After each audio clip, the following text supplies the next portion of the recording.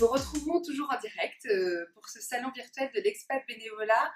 Nous avons le grand plaisir de t'accueillir, Laure, parmi nous. Tu as été expatriée et le bénévolat depuis le début, enfin, depuis très longtemps, fait partie de ta vie.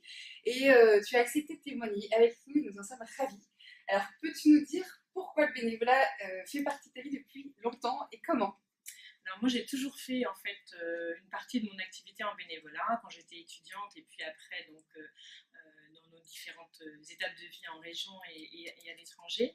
Et quand nous sommes arrivés en Turquie, en fait, j'ai découvert cet été-là que j'avais un cancer du sein et toutes les activités bénévoles que j'ai pu faire en Turquie ont été vraiment source d'équilibre, d'épanouissement et m'ont permis en fait aussi de pouvoir me sentir utile, de tisser des liens avec d'autres, de monter des projets. Et donc finalement, alors que la maladie aurait pu m'enfermer complètement en m'empêchant de profiter de cette expatriation et de travailler, on va dire, officiellement, je me suis sentie, malgré tout, tout à fait heureuse dans ces 3 années passées en Turquie. Et alors, ça a été un temps important. Le bénévolat a été une source d'équilibre de vie dans ce passage qui a été plus difficile. Et à ton retour, maintenant tu vis en France. Et à tout retour en France, tu as choisi de poursuivre dans le bénévolat et de fonder une association. Voilà, tout à fait. En fait, ce qui s'est passé, c'est que quand je suis rentrée en France, je me suis dit, voilà, la situation de malade à l'étranger, c'était un peu particulier.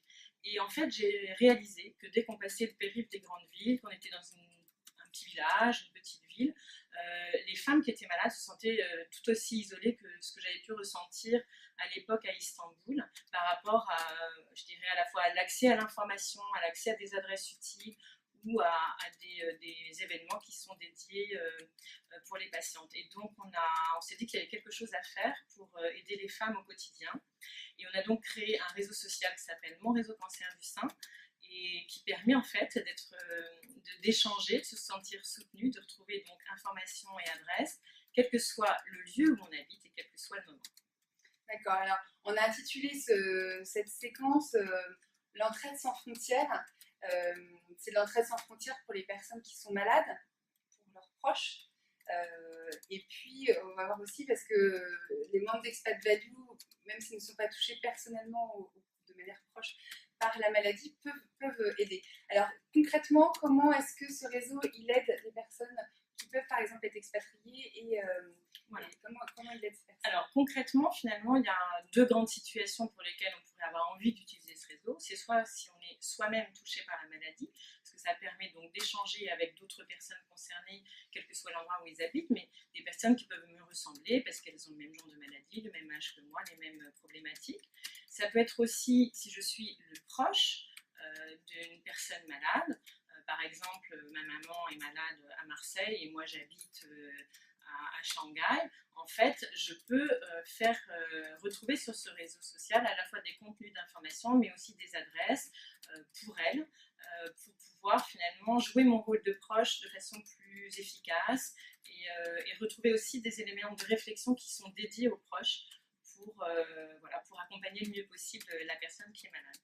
Et puis, donc, dans la vie, je dirais, en expatriation, ce qui serait formidable, c'est finalement qu'on ait un peu des relais pour faire connaître cette initiative aux associations, par exemple, francophones, qui sont donc dans les différents pays, mais aussi, par exemple, tisser des liens avec des centres de soins qui accueillent des patients avec ce type de maladie et des associations locales qui parfois ont des personnes bilingues qui peuvent peut-être aussi aider dans les ressources plus locales pour soutenir les patients. Donc les membres Expat Value qui aujourd'hui sont un peu partout dans le monde, s'ils veulent vous aider et soutenir cette association et ce projet, ils peuvent le faire en étant un peu comme des ambassadeurs et donc faire parler de l'existence de ce réseau, de cette bienveillance, cette entraide qui est nécessaire et fort utile.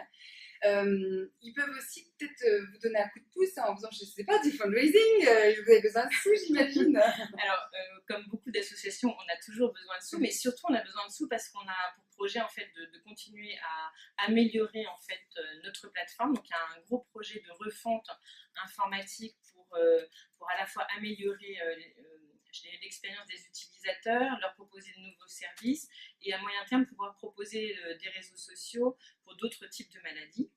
Et donc effectivement, on peut soit nous soutenir en nous faisant un don, soit par exemple à l'époque du mois d'octobre, qui est souvent une période où on va parler du cancer du sein pour favoriser le dépistage, etc. On peut imaginer effectivement des événements qui pourraient être créés, qui permettraient à la fois de faire connaître le réseau, de sensibiliser les personnes au dépistage et puis de nous soutenir. Bon, en tout cas, un grand merci de nous partager. Voilà, déjà bravo, bravo pour cette énergie, bravo d'avoir créé ce réseau qui est tellement important parce que peut-être parmi les membres d'Expat Value, il y a des personnes qui sont touchées de manière personnelle ou des proches. Et donc, en tout cas, c'était important pour nous de vous soutenir. Et donc, on est content de parler voilà, de Réseau Cancer du Sein. Vous trouverez toutes les informations sur le groupe Facebook qui vont s'afficher.